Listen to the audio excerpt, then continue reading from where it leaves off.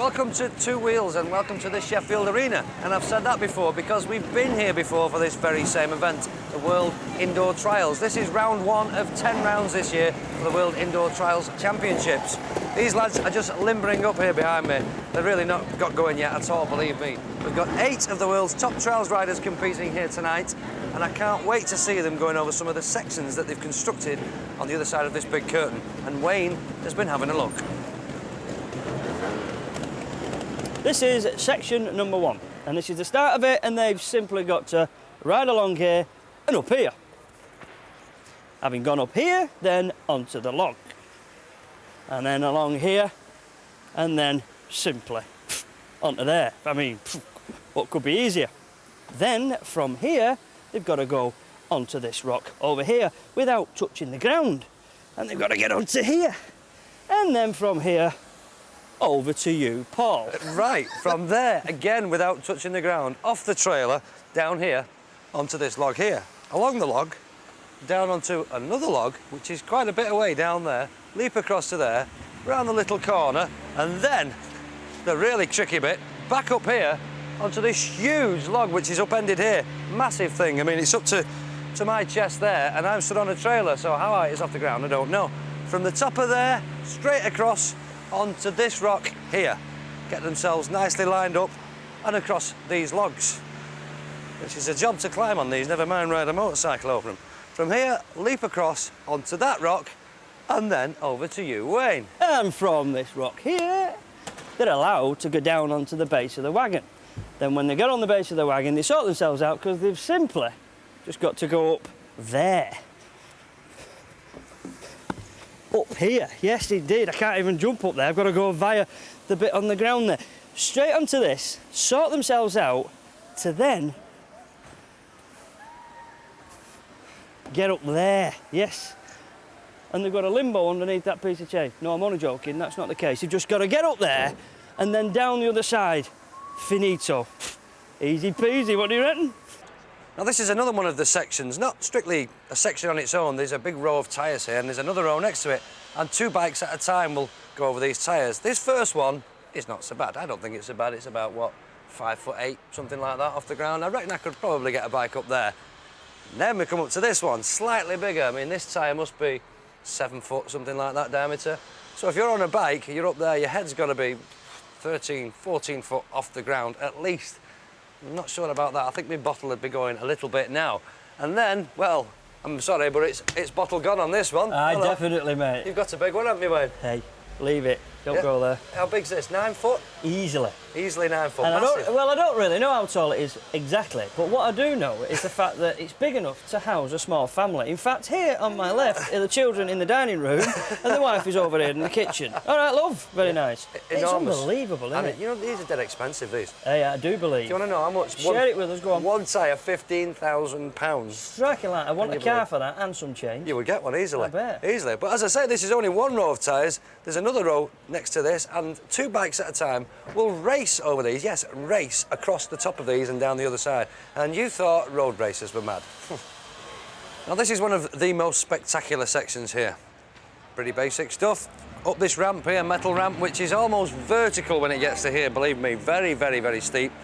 Shoot up in the air and up there to where Wayne is. This is the high jump. I always said you were for the high jump, Wayne. Yeah, literally, aye. I tell you what, they're into height, aren't they, these guys? They've got to jump these bars here and not knock them off. If they do so, they lose points. And I'd say, when they do leap up, they easily go in the height of a double-decker bus. And I reckon they could clear a double-decker bus before they land on this ramp on the other side here. And then they've just got to just ride down the slope here, which is decidedly slippy. Now here's another section. Nothing too complicated about this. Start here at the start point. Lots of revs up here onto this big concrete pipe. Along here, dead easy. I could do that. Ha, couldn't do this. Get up onto that, straight from there. No ramp, nothing. You don't think that's big? I'll show you how big that is. That's big, isn't it? From the top of there, down onto this, which is steel, actually, which presents particular problems relating to grip. There ain't none of it. Up there, across the top of there, and they finish up where Wayne is. Do you know, it makes it sound so easy, doesn't it? Well, I can assure you, it ain't going to be easy, because they come off that up there, and they drop down. And when they drop down onto this baby, they'll go back a bit and they'll let the back wheel sit right back down there, ready for a good run up, because they got to get up here. And this is tall, I'll show you. Ooh, it's as big as that, but then again, I'm only little, but this is big time. And they got to come down here. Hello, down here. That's it, down to me. Yes, onto this and finish. And you know, daft as it sounds, they've got to go back and do it the other way. Something wrong with them, isn't there? Well, maybe there is. The fact is, Wayne and I have made this all sound much, much more simple than it really is. And here's the man that many of the 8,000 strong crowd have come to see here at Sheffield, the current world indoor and outdoor champion, Yorkshireman Dougie Lampkin. So 8 top riders to pit their wits against some of the most severe sections I've ever seen, and section 1 proved to be one of the most difficult. This is Martin Crossway bailing out and scoring a 5 on his card. Next up, Amos Bilbao, the Spaniard. Same section, same problem. And another 5.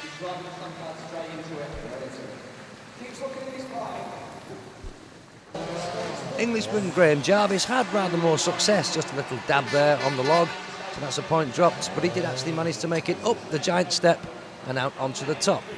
The section isn't actually completed until they're down the other side. The idea, step the bike down sideways, and you have to actually ride out of the section completely. And there he goes.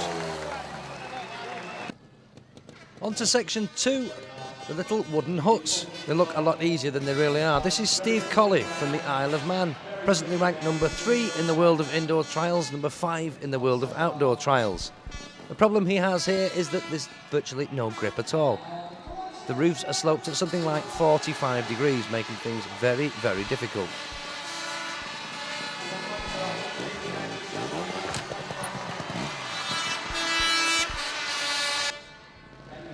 Martin Crossway again here, section 4, the concrete pipe, lots of gas and not quite making it up the big pipe. That's his minder on top, doing a good job of hanging on to the bike. Now section 7, one of the most spectacular, and this is David Cobos, the Spaniard, attempting here to ride straight up the middle of the waterfall. Not quite making it, a dab there, so that will lose him 1 point.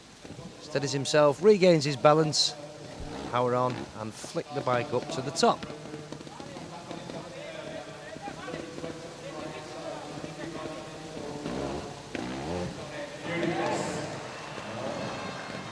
And there we go, section completed. Now you might think it impossible to ride straight up the middle of a waterfall.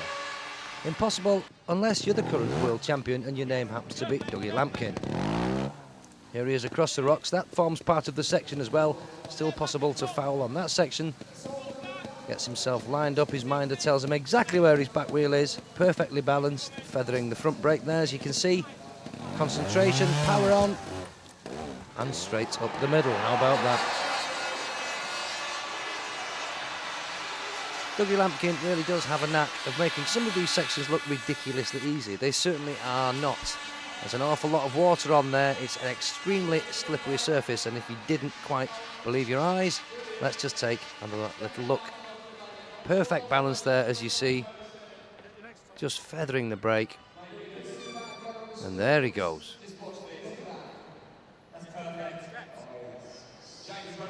Tremendous. What can you say about that? On then to the jump section. Spaniard Mark Colomay up the ramp and easily clearing the bars there. More than the height of a double-decker bus, that is, as he clears it with ease on his Montesa machine. Now, Dougie Lampkin on a brand new machine, remember. Here he goes, and a big problem there for Dougie. He actually let go of the bike, or he appeared to let go of the bike. This is the first time he's used this machine in competition. Let's have a look and see if we can spot what actually went wrong. Good speed, perfect position on the ramp, and just appears to let go in mid-air. No damage to the bike, perhaps a small bruise on Doug for later, but no problem. On then to the rocks section. Steve Colley here, the idea now, keep the front brake on and balance the bike on that rock.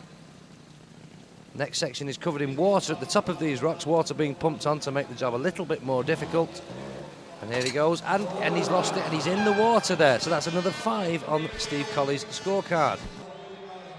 On then to one of the races over the tyres, and this is Amos Bilbao Martin Crossway, and Bilbao's off on the far side. It is actually possible to 5 this section. Whoever wins the race gets a 0 on his scorecard, and remember, it's the 4 riders with the lowest scores that go through into second round. So with Bilbao out of it, Crossway can take his time, clear the section, and that's a nice 0 for him. Race 2 then, same 2 riders. It's the jump race. Down the ramp, across the steel pipes. Quick on the turn, and Crossway's in the lead again. Up the jump, clears it with ease, and that's another 0 for him, and another 1 on the score of Amos Bilbao.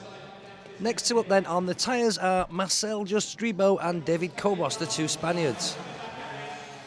Justribo here on the near side, and that's another 5 scored there on the tyre section, so Justribo having a rather bad night at Sheffield. Race number 2 then, down the ramp, across the steel pipes. It's very, very close, hard on the front brake, flick the bike round, and it looks like Justribo is just in the lead here, so yes, he lands first, he'll score a 0, and David Cobos will get a 1 added to his score. Here's Lampkin now on the steel section. This is the section that presents particular problems because there's virtually no grip at all. Drop the back tyre down into there, get the bike nicely lined up, lots of concentration, perfect balance, power on, and then go for it. There he is up on the top. He's got a problem with the front wheel though. Seems to have it jammed there. And in fact, he's lost it, so it's a foot down. That'll be 1 point scored. Makes the most of that dab, though. Gets the bike in position and rides cleanly out of the section. This is Mark Colomé now and Dougie Lampkin on the tyre race, and it's very, very close as they turn round. Both riders taking the time. Colomé's in the lead, so he'll get a nice 0 on his card. That's exactly what he wants. Dougie Lampkin gets a 1. Onto the ramp now, across the steel pipes again, very, very close. Quick turn. And it looks like Colomé is going to be up first, and he is. And in fact, Lampkin has missed the jump, which is most unusual. But it wasn't just the powered 2-wheelers that kept the crowd entertained at Sheffield. This is the man with the shortest name in the world, Ott P, doing incredible things on a push bike. In fact, riding some of the world's most difficult trial sections, yes, on a push bike. Perhaps he's developed this unique riding style because someone appears to have stolen his seat. But he kept the crowd well entertained while the trials riders were having a well-earned break.